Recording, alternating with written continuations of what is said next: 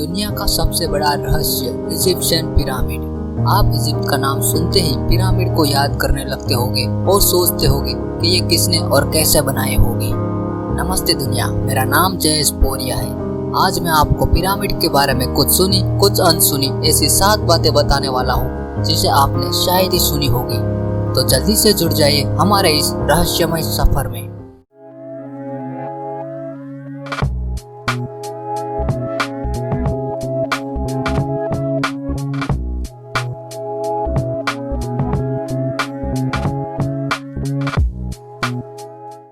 तो पहले नंबर पर है इजिप्ट में कितने पिरामिड है। इजिप्ट के पिरामिड इजिप्ट में स्थित प्राचीन पिरामिड के आकार की चिनाई वाली संरचनाएं हैं।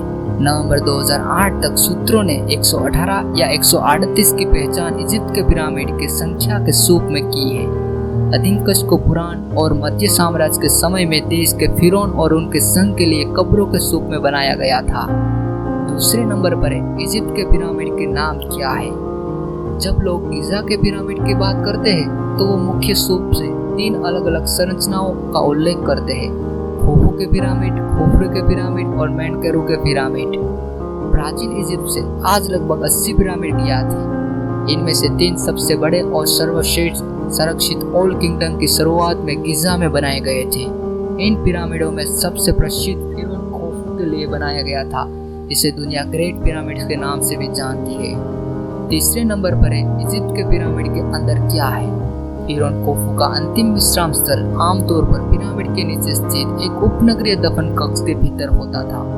हालांकि ग्रेट पिरामिड में भूगर्भ चैम्बर है, लेकिन वो कभी पूरा नहीं हुआ था। पिरामिड के अंदर किंग्स चैम्बर, क्वीन चैम्बर और ग्रैंड गैलरी है।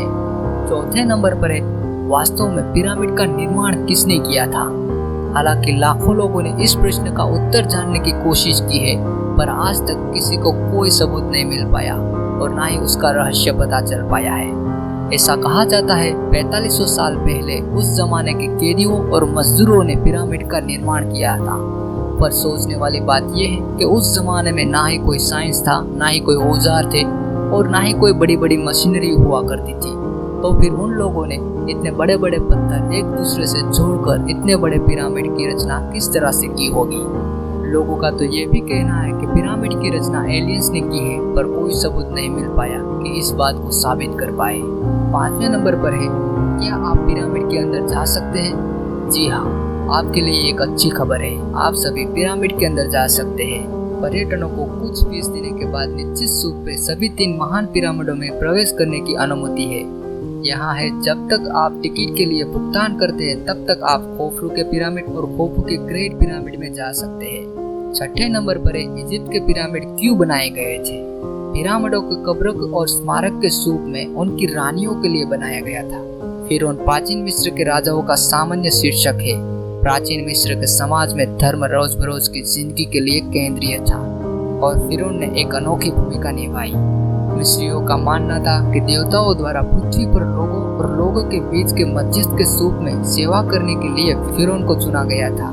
इस प्रकार फिरौन ने देवताओं के लिए प्रतिनियुक्ति की और दूसरी 2 भूमिका निभाई थी, अर्थात नागरिक प्रशंसक और धार्मिक प्रशंसक। इस वजह से प्राचीन मिस्रियों को अपनी मृत्यु के बाद भी फिरौन की महिमा को बनाए रखने में रुचि थी। वो मानते थे कि जब कोई फिरौन मर गया तो उनकी आत्मा का कुछ हिस्सा उसके शरीर के पास रहा।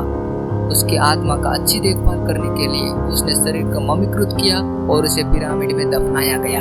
7वें नंबर पर है, इजिप्ट के पिरामिड कहाँ स्थित है। लगभग सभी इजिप्ट के पिरामिड नील नदी के पश्चिम तट पर है और कोई पिरामिड क्षेत्र में एक स्थान समूहबद्ध किए जाते हैं। भौगोलिक रूप से पिरामिड उत्तर से दक्षिण तक सबसे महत्वपूर्ण क्षेत्र अबू रावस, गिज़ा, ज़वायतुल आयन, अबू शेर, सक्करा, दशूर, मजगुना, लिस्ट, मैदुन, हवारा, अल-कुरुन और नूरी में स्थित है।